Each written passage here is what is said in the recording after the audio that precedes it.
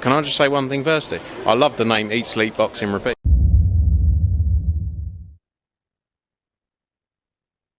Welcome back to ESBR Boxing's YouTube channel. Delighted as always to be joined by Thomas and Niall. This is the big fight breakdown for the big fight taking place at Super Featherweight in Las Vegas on the 25th of October.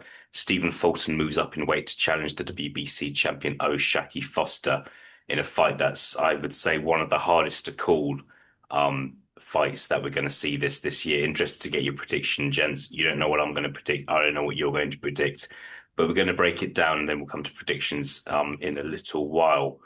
Thomas, I'll go to you first. O'Shaquie Foster had a great career so far, an entertaining career.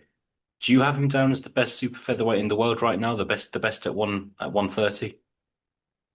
I really do think so. I think he has a skills advantage over the other champions and title holders in the division. And right now, I think he's right at that sweet spot in his career, right in his prime.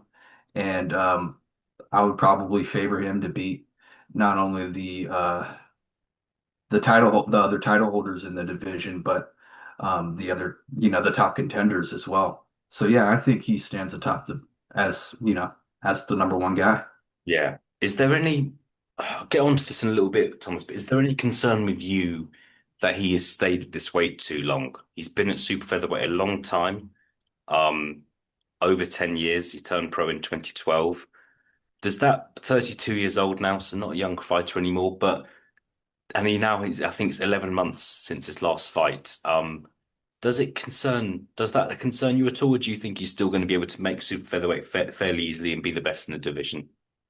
From what I've seen from him, I don't know of any past weight issues. So I I think that him being at 130 for so long is certainly going to help him here. Mm. Without giving, my prediction away too much, I think that him being at 130 for so long and a natural, big 130 pounder, is definitely going to play in his favor in this matchup and probably against the other title holders and contenders as well. Yeah, brilliant. All right, now, what do you think? Do you agree with Thomas? Is O'Shaquie Foster the best at 130, or is it somebody else? Give us your thoughts. See, it's an interesting one. Like I'd personally say no, and I like O'Shaquie Foster. I think he's a good fighter. I'd personally say no, but I've no complaints if you have him. If you have him number one, I really don't. I'm just basing my kind of no answer on the fact that Emmanuel Navarrete, a formidable force, and if we were to kind of pair them up head to head. I'd have to go with Emmanuel Navarrete. I think would beat Oshaki Foster in my opinion. So I don't think I know kind of body of work as well. Maybe Navarrete has a bit of a stronger body of work as well in my opinion. But yeah, I just think Navarrete would win a head to head. Oshaki Foster, he's better than, in my opinion, he beat Sugar Nunes. It'd be interesting to see what the WBA route is like. I don't know. Is Lamont Roach still the title holder there? I don't know. Probably won't be coming back down to 130, so that belt is up for grabs. But yeah, I just think Emmanuel Navarrete for me is just about number one. And another fighter that doesn't have a title, who I also think I'd pick against O'Shaquie Foster, would be Ray Ford. I think Ray Ford O'Shaquie Foster is another really brilliant fight. I know this is a huge fight in itself that we're talking about, but I think Ray Ford head to head would beat O'Shaquie Foster as well. But I'm a fan of Foster, I really am. Yeah, look, I'm interested to see when Ray Ford will fight for a world title, just because I'm not sure anyone's going to be in a rush to give him to give him a shot. But we'll see. It's a division that has a lot of potential. What I'll say, the WBA situation is I don't want to say a mess. It's just quite confusing what's going to happen there in the next few months. But yeah, no, we'll see. Hopefully, big next 12 months for the division. Jen, I don't know about you, but I was a bit surprised when I heard about this fight. Stephen Fulton, he's not been at featherweight for too long, but he's moving up again. Just want to ask you guys, really, is this a good move for him? Because the featherweight division, I feel like it's got so much potential. I think Thomas, you and I have spoken about this so many times. Got undefeated world champion in Nick Ball, Angelo Leo, who's an exciting fighter, Rafael Espinoza, who's kind of a bit of a freak of nature with how tall he is. Other good fighters in the division as well. But Stephen Fulton's had a short stay at featherweight, and he's now moving up to super featherweight. He might move back down. We don't know. But I want to ask you guys: would you have preferred to have seen him stay at featherweight? Possibly fight Bruce Carrington as well, who's the interim champion, interim WBC champion. Or do you think it's a good move for him to move up to super featherweight and become a three-weight world champion? Now, give us your thoughts, please. Yeah, as you say, I was surprised myself at this fight. He hadn't long been a featherweight at all, and now he's moving up again. And I normally don't like that. I kind of don't like this in a way that he is leaving big fights behind at 126. You mentioned the names, the likes of Leo Espinosa would be a fascinating fight, and Nick Ball, Stephen Fulton is a fight that was spoken about, and I think stylistically that'd be a really, really intriguing fight, really entertaining fight. That one. I think, Fulton it probably beat Nick Ball, but the style that gelled so well and that. So that is such a shame. But when he's moving up to take a fight against, one of, or as Thomas says, the best super featherweight in the world, I'm for it. I'm not for fighters jumping through different weights to pick quote unquote easy champions just so they can say they're multi-weight world champions. Stephen Fulton is going up and facing, arguably the best at 130. So I love it in that regard, but it's going to be fascinating to see what Stephen Fulton does next. Does next. Does he come back down to 126? Who knows? Or will his belt down there become vacated? But win, lose or draw, hopefully he does come back down to get those fights that we mentioned. Yeah, no, I really hope so. And it'll be he was at super bantamweight a long time. So I'm interested to see how he looks at the weight as well. I'll have to wait until the weigh-in for that one. Thomas, give us your thoughts. I know, look, this is an exciting fight. It's a fight that's hard to call, but would you have liked to have seen Stephen Fulton remain at featherweight and maybe have one of those big fights, or are you kind of looking at him and thinking, right, he's kind of daring to be great and moving up another weight division, arguably be taking on the best in the division as well? Me personally, I think it probably would have been better for him to stick around at 126 for at least a little bit longer. Maybe try to get, I don't know. Me personally, I just feel like there's more money to be made there. Although, like Niall said, definitely give him props for, moving up and not just moving up just to pick up a belt, like Niall said, to fight the best guy in the division. So that definitely deserves some props. But I think you know, I think it probably would have been a good idea to stay at 126 for a little bit longer. Like he has a win over Angelo Leo, so it's like Angelo Leo has a title right now. He If he beats Angelo Leo again and unifies, he's got two of the four belts in the division. And then, maybe you can set up another unification fight at 126 or something like that.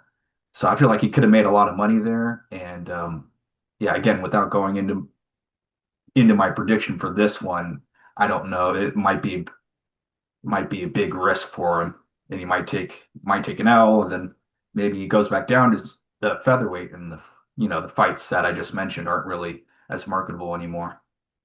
Yeah, yeah, absolutely. Look, Angelo Leo, he's the only man to have defeated Angelo Leo. He did it in style. He's the only man to have defeated Brandon Figueroa as well, and he's done it twice in two different weight divisions. So he's had a really impressive career so far, Stephen Fulton. So yeah, look, it's tough. It's a really interesting fight, and I think one that a lot of people will be looking forward to. Um, Thomas, if I can just stick with you, like if he was to move back down to featherweight, I'll ask you this question as well. But if he was to move back down to featherweight, what's like what would be the fight for you? Like Espinoza's WBO champion, Nick Ball's WBO, Angelo Leo's IBF. Bruce Carrington's the interim WBC champion. There's other fighters available as well, of course, but those are the big fights. But in such an exciting division, what's the what would be the one fight that would do it for you for Stephen Fulton if he was to come back down in weight? I think a fight with Nick Ball would be great. I think that's a great stylistic matchup. It would be a hell of a fight, and um, Nick Ball's gonna, fight his usual fight, come forward, apply the pressure, and I think Stephen Fulton does really well with that. And he showed that against both Figueroa and Angelo Leo. So I think it would be the same deal in this one, and I would love to see that fight. Yeah, definitely. No, there's a bit of an urgency on these shores for Nick Ball to be involved in a real big fight as well. He's been world champion for over a year now. No, what would this, we might not see this fight happen, but what would be the fight that really does it for you? Yeah, I totally agree with Thomas. It's Nick Ball for me. Nick Ball, Stephen Fulton is the one, stylistically fascinating. It's a real bull versus matador style. And yeah, I think, as I say, I'd favour Fulton, and kind of Nick Ball has his kind of critics at times, but I think Nick Ball will give him a hell of a fight. But I just think Fulton is well kind of well suited for that style. But I think it'll be a fascinating styles clash. Espinosa, another really interesting fight. To be honest with you, I think Espinosa is the best featherweight in the world, in my opinion.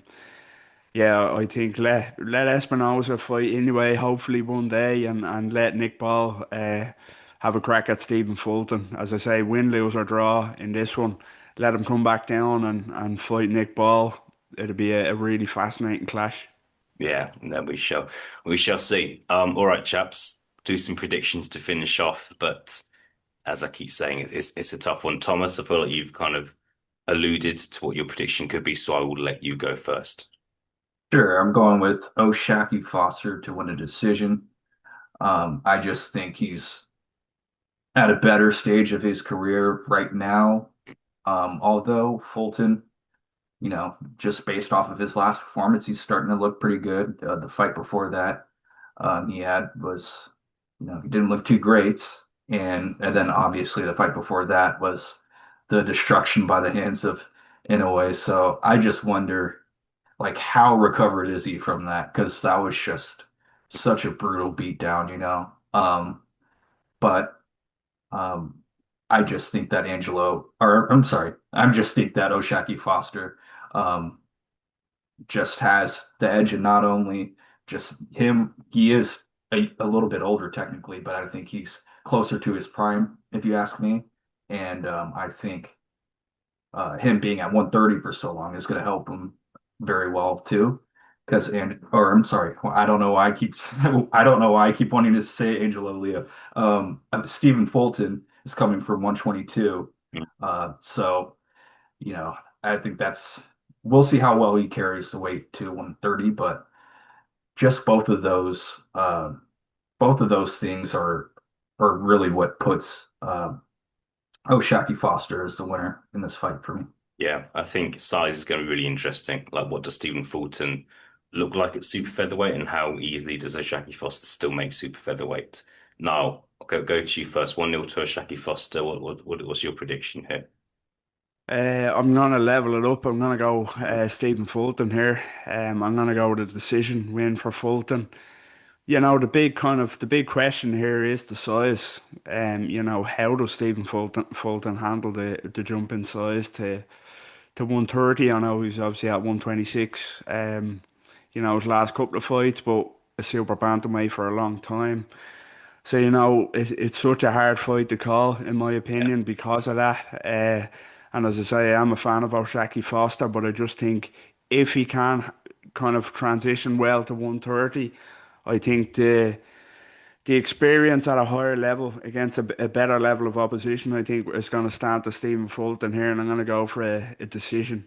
You know, if O'Shaquie Foster won, it wouldn't shock me. The only thing that shocked me here is a stoppage, kind of either way. But Stephen Fulton, as Thomas said, he lost it anyway.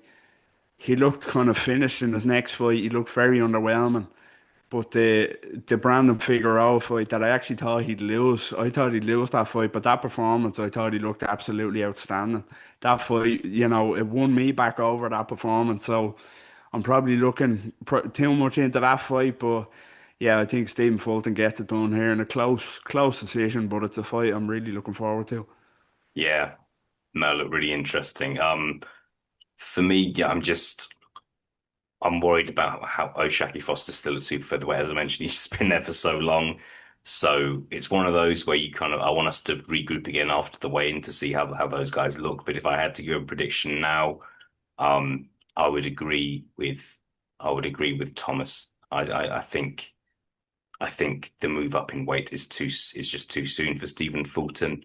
I understand why he's doing it. Maybe just big fights can't be made at featherweight, and this is a big fight for him, isn't it? At super featherweight, and if he can win this, he's arguably the main guy in the division. He's a three-weight world champion, so I can see why he's taking this fight. But yeah, it's a tough one. I've just kind of had a quick look at the odds. O'Shaquie Foster, the very slight favourite with the bookies. So yeah, the bookies really can't split them. And it feels like we're struggling to as well. But there we go. Thomas, Niall, thank you both for your time. Really looking forward to this one. O'Shaquie Foster, Stephen Fulton for the WBC super featherweight title. Thank you both very much for your time, and I'll speak to you again soon. Cheers. Take care. Likewise. Thank you.